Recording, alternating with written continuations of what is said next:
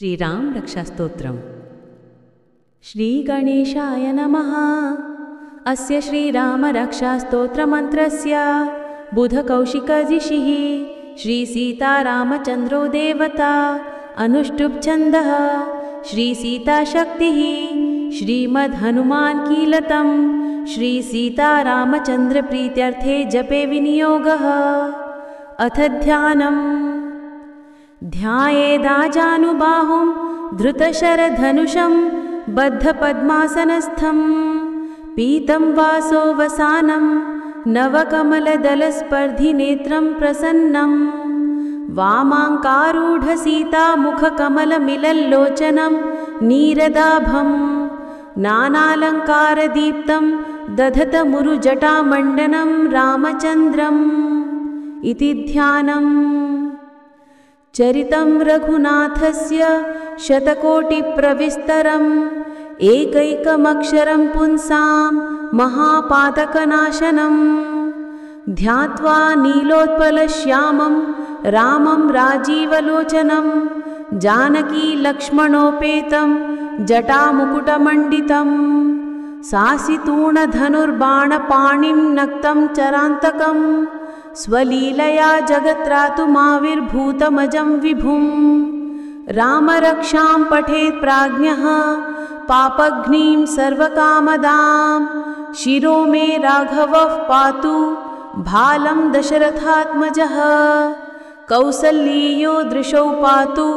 विश्वामित्रप्रियश्रुती घ्राणं पातु मखत्राता मुखं सौमित्रिवत्सलः जिह्वां विद्यानिधिः पातु कण्ठं भरतवन्दितः स्कन्धौ दिव्यायुधः पातु भुजौ भग्नेशकार्मुकः करौ सीतापतिः पातु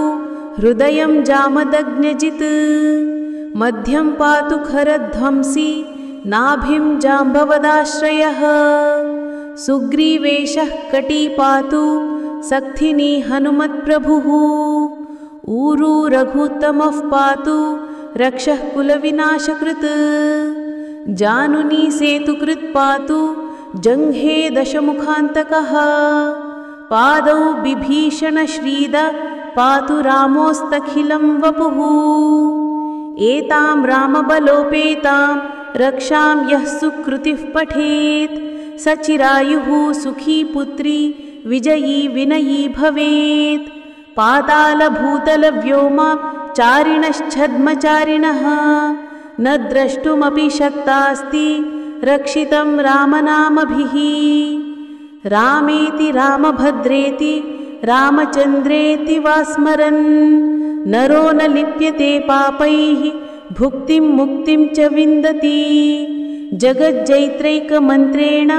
रामनाम्नाभिरक्षितम् यः कण्ठे धारयेत् तस्य तरस्थाः सर्वसिद्धयः वज्रपञ्जरनामेदं यो रामकवचं स्मरेत् अव्याहताज्ञः सर्वत्र लभते जयमङ्गलम् आदिष्टवान् यथा स्वप्ने रामरक्षामिमां हरः तथा लिखितवान् प्रातः प्रबुद्धो बुधकौशिकः आरामः कल्पवृक्षाणां विरामः सकलापदाम् अभिरामस्त्रिलोकानां रामः श्रीमान् सनः प्रभुः तरुणौ रूपसम्पन्नौ सुकुमारौ महाबलौ पुण्डरीकविशालाक्षौ चिरकृष्णाजिनाम्बरौ फलमूलशिनौ दान्तौ तापसौ ब्रह्मचारिणौ पुत्रौ दशरथस्यैतौ भ्रातरौ रामलक्ष्मणौ शरण्यौ सर्वसत्त्वानां श्रेष्ठौ सर्वधनुष्मतां रक्षः कुलनिहन्तारौ त्रायतां नो रघुत्तमौ आत्तसज्जधनुष्वा विशुस्पृशा वक्षया शुगनिषङ्गसङ्गिनौ रक्षणाय मम रामलक्ष्मणावग्रतः पथि सदैव गच्छताम् सन्नद्धः कवची खड्गी चापबाणधरो युवा गच्छन् मनोरथोऽस्माकं रामः पातु स लक्ष्मणः रामो दाशरथी शूरो लक्ष्मणानुचरो बली काकुत्स्थः पुरुषः पूर्णः कौसल्येयो रघुत्तमः वेदान्तवेद्यो यज्ञेशः पुराणपुरुषोत्तमः जानकी वल्लभः श्रीमान् अप्रमेयः पराक्रमः इतेतानि जपेन्नित्यं मद्भक्तः श्रद्धयान्वितः अश्वमेधाधिकं पुण्यं सम्प्राप्नोति न संशयः रामं दूर्वादलश्यामं पद्माक्षं पीतवाससं स्तुवन्ति नामभिर्दिव्यैः न ते संसारिणो नरः